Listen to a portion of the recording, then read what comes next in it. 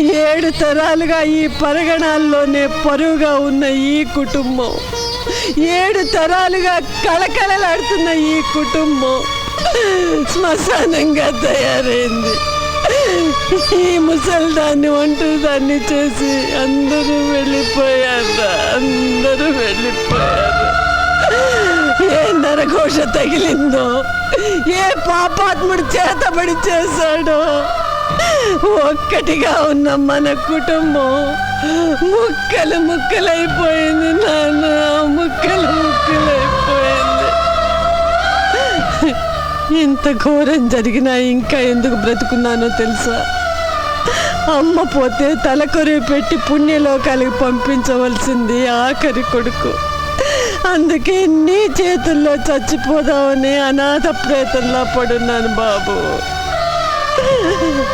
అవును బాబు, నేను పోయాక నా 4 కొడుకులు నా శవాన్ని మోయాలి. నా అల్లుడు కూడా మీతో పాటు నడవాలి. మీ 5గురు కలిసి నా ఒంట్లో ఉన్న పంచభూతాల్ని మట్టిలో కలిపేయాలి.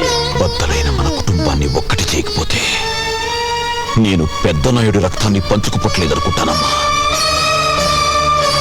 అన్నయ్య అబద్ధవాడని ధర్మరాజు, ఆలిని అమ్మని హరిశ్చంద్రుడు. ముందు ఆయన్ని కాపాడుకుంటాను.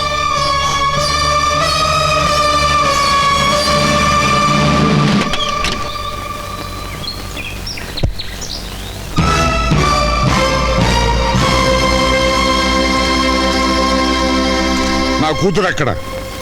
సోది చెప్పించుకో. సోదులోకి రాకుండా నీ కుటుంబాన్ని బద్దలు కొట్టినా సిగ్గు రాలేదా?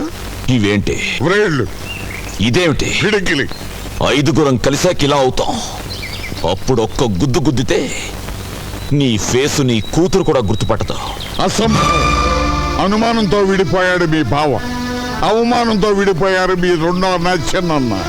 వాళ్ళని విడగొట్టిన పాపానికి ఉరికమ్మో ఎక్కబోతున్నాడు మీ పెద్దన్న. అనుమానం తుడిచేస్తే పోతుంది, అవమానం మింగేస్తే పోతుంది. పెద్ద నాయుడు పెద్ద కొడుకు ప్రాణం తీయగల ఉరితాడు పేనగలిగిన వాడు ఈ రాష్ట్రంలో ఇంకా పుట్టలేదురా.